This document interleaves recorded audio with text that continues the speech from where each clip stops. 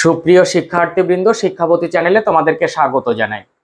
যারা দশম শ্রেণীতে পড়ো তাদের সমাস অর্থাৎ এই সেকেন্ড ইউনিটে কিন্তু তোমাদের সমাস রয়েছে।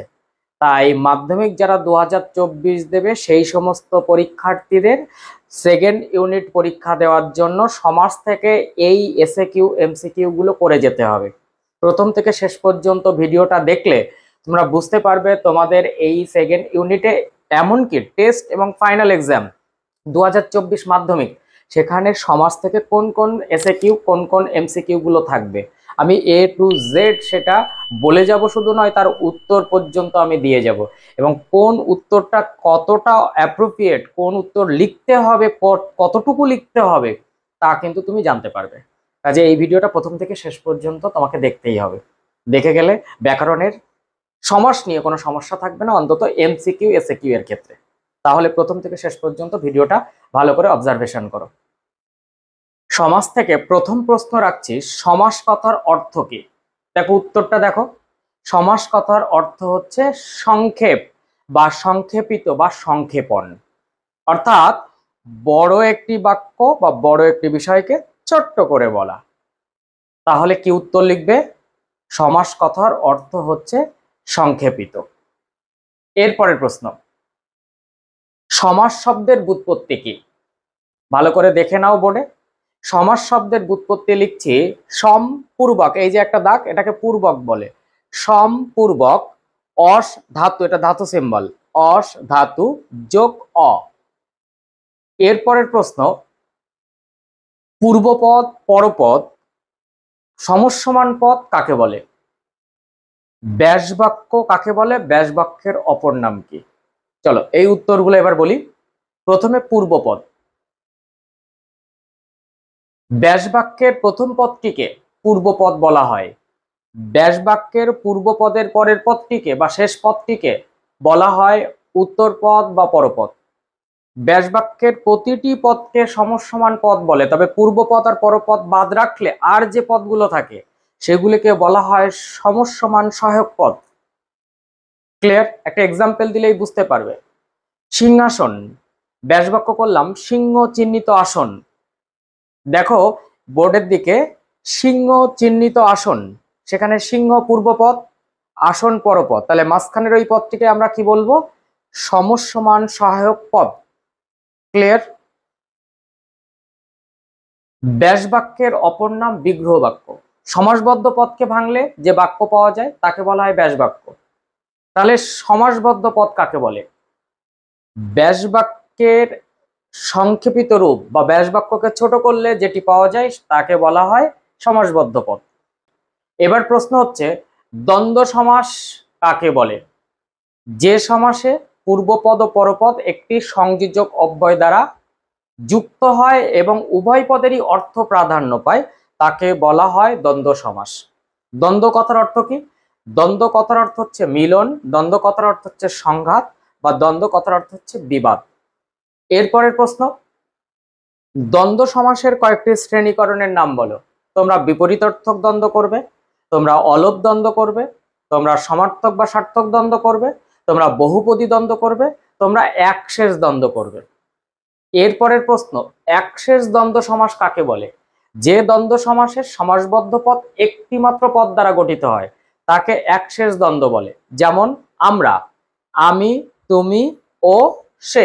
দেখো সমাসবদ্ধ পদ একটি মাত্র পদ, অর্থাৎ আমরা একটি মাত্র পদ দ্বারা গঠিত। বহুপদী দ্বন্দ্ব কাকে বলে? যে দ্বন্দ্ব সমাসের সমাসবদ্ধ পদে দুইয়ের অধিক পদ থাকে তাকে বলা হয় বহুপদী দ্বন্দ্ব সমাস। যেমন রূপ, রস, গন্ধ, দেখো দুইয়ের অধিক পদ, রূপ, রস ও গন্ধ। এরপরে আমরা চলে যাব দ্বিগু সমাসে। দ্বিগু কথার অর্থ হচ্ছে দুই গরুর বিনিময়ে কেনা। দ্বিগু সমাস কাকে বলে?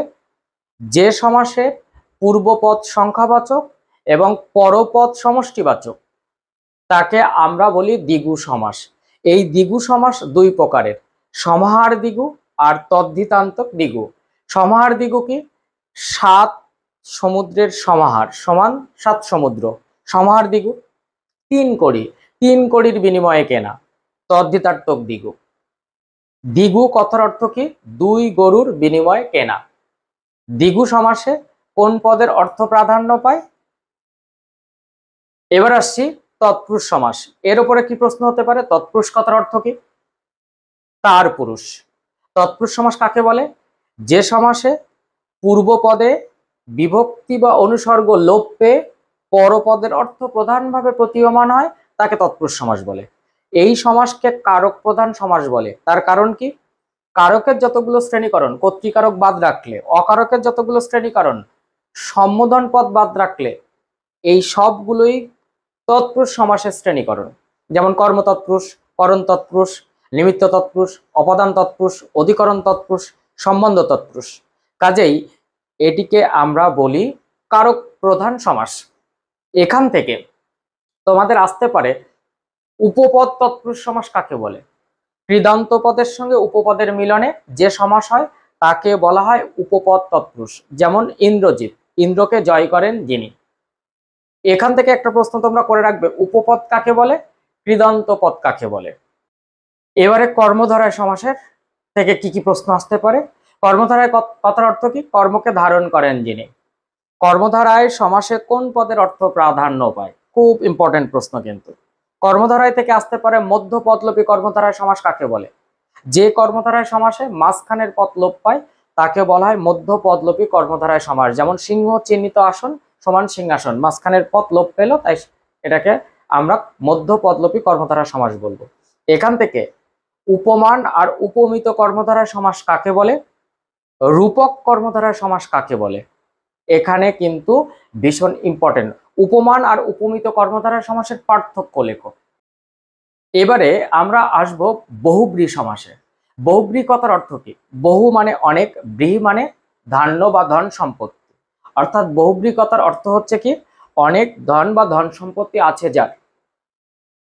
ব্যাকরণে কোন প্রসঙ্গে বহুব্রী শব্দটি ব্যবহৃত হয়? একাধিক পদকে এক পদে পরিণত করার প্রসঙ্গে বা অর্থে বহুব্রী কথাটি ব্যবহৃত হয়। বহুব্রী সমাসে কোন পদের অর্থ প্রাধান্য পায়? খুব ইম্পর্টেন্ট। বহুব্রী সমাসে অন্য পদের অর্থ প্রাধান্য পায়। সংজ্ঞাটা পড়লেই তুমি বুঝতে পারবে। যে সমাসে পূর্বপদ ও পরপদ অর্থাৎ সমসমান পদগুলির অর্থ না বুঝিয়ে সমাসবদ্ধ পদ একটি আলাদা অর্থ প্রকাশ করে তাকে বলা হয় বহুব্রী সমাস। পারলে তোমরা প্লেলিস্ট ঘেটে দেখে নাও, ব্যাকরণ পাঠে বহুব্রী সমাস দেওয়া আছে, একবার একটু দেখে নাও। বহুব্রী টোটাল বোর্ড ওয়ার্ক করে সুন্দর করে শেখানো আছে। এরপরে এখান থেকে আসতে পারে সমানাধিকার বহুব্রী, ব্যাধিকরণ বহুব্রী, ব্যতিহার বহুব্রী, সহার্থক বহুব্রী। এই সমাসগুলোর নাম করে দিতে পারে যে সংজ্ঞা সহ উদাহরণ দাও, কিংবা একটা এক্সাম্পল দিয়ে বলতে পারে যে এটি কোন শ্রেণীর বহুব্রী সমাস। যেমন সবিনয়, বিনয়ের সহিত বর্তমান, সহার্থক বহুব্রী। এবার আসছি অব্যয়ীভাব সমাস। যে সমাসে পূর্বপদ অব্যয় এবং পরপদ বিশেষের সঙ্গে মিলন ঘটে তাকে বলা হয় অব্যয়ীভাব সমাস। উদাহরণ দেখে নাও, আমি একাধিক উদাহরণ দিয়ে দিচ্ছি। এবার আসবো নিত্য সমাস। যে সমাসের নির্দিষ্ট কোনো ব্যাসবাক্য হয় না, শুধুমাত্র সমাসবদ্ধ পদের অর্থ বিশ্লেষণ করা হয় তাকে বলা হয় নিত্য সমাস। প্রশ্ন হতে পারে কোন সমাসের নির্দিষ্ট কোনো ব্যাসবাক্য হয় না? তোমরা উত্তর কি লিখবে? নিত্য সমাস। যেমন মতান্তর, অন্য মত, যুগান্তর, অন্য যুগ। এরপরে আসছি বাক্যাশ্রয়ী সমাস। যে সমাসের সমাসবদ্ধ পদ একটি বাক্য বা খণ্ড বাক্য তাকে বলা হয় বাক্যাশ্রয়ী সমাস। যেমন বসে আঁকো প্রতিযোগিতা, যেমন রক্তদান শিবির। দেখো বসে আঁকো প্রতিযোগিতা সে একটি সম্পূর্ণ বাক্য বা বাক্য খণ্ড, এটিই সমাসবদ্ধ পদ, ছোট করে বলা যায় না, কাজে এটি বাক্যাশ্রয়ী সমাস। পরের প্রশ্ন থাকতে পারে অলোপ সমাস কাকে বলে? যে সমাসে পূর্ব পদের বিভক্তি লোপ না পেয়ে সমাসবদ্ধ পদে থেকে যায়। অর্থাৎ যে সমাসে পূর্ব পদের যে বিভক্তি থাকবে সেই বিভক্তিটা সমাসবদ্ধ পদে লোপ পাবে না, তাকে বলা হবে অলোপ সমাস। উদাহরণ কি? যেমন বলা হলো হাটে বাজারে। দেখো হাটে এ বিভক্তি, সমাসবদ্ধ পদেও সেটি রয়ে গেল, কাজে এটিকে আমরা বলবো বনে বাদারে। দেখো বনে এ বিভক্তি সমান বনে বাদারে, অলোপ দ্বন্দ্ব। এই অলোপ সমাস সাধারণত 4 প্রকারের: অলোপ দ্বন্দ্ব, অলোপ তৎপুরুষ, অলোপ বহুব্রী, অলোপ উপপদ। তাহলে সমাস থেকে মোটামুটি কি ধরনের প্রশ্ন হতে পারে তা মোটামুটি জানলে তোমরা অবশ্যই কোন সমাসে কোন পদের অর্থ প্রাধান্য পায় এই ছকটা একটু ভালো করে মুখস্থ করে যাবে, কারণ এই ছকের থেকে একটা প্রশ্ন থাকবে। ছকটা ভালো করে দেখে নাও। এছাড়া তোমরা ব্যাপ্তি তৎপুরুষ কাকে বলে, উপপদ তৎপুরুষ কাকে বলে, কৃদন্ত পদ কি, উপপদ কি, উপমান আর উপমিত কর্মধারা সমাসের পার্থক্য, এগুলো করতে হবে। এছাড়া পার্থক্য হিসাবে করতে হবে সংখ্যা বহুব্রীর সঙ্গে দ্বিগু সমাসের পার্থক্য কি, না তৎপুরুষ সমাসের সঙ্গে না বহুব্রী সমাসের পার্থক্য কি।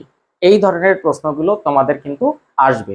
ব্যাকরণে কিন্তু মাধ্যমিকে সব ব্যাকরণগুলো নিয়ে কারক, অকারক, নির্দেশক, অনুসর্গ, বিভক্তি অর্থাৎ প্রথম অধ্যায়, দ্বিতীয় অধ্যায় সমাস ও সমাসের শ্রেণীকরণ, আর তৃতীয় অধ্যায় বাক্য ও তার শ্রেণীকরণ, চতুর্থ অধ্যায় বাচ্য ও তার শ্রেণীকরণ, এই টোটাল মিলে MCQ 8, SAQ 8, এই 16 নম্বরের আনসার কিন্তু তোমাকে করতে হবে। একটা বিরাট নম্বর, অনেক নম্বর। তাই ব্যাকরণ কখনো খামতি যেন না হয়, ব্যাকরণের জন্য তোমার একটা অভিজ্ঞতা থাকে, ব্যাকরণ করার একটা সাহস তোমার মধ্যে যেন থাকে। তো ভালো করে পড়াশোনা করো, পরের ভিডিও খুব তাড়াতাড়ি দিচ্ছি। টাটা।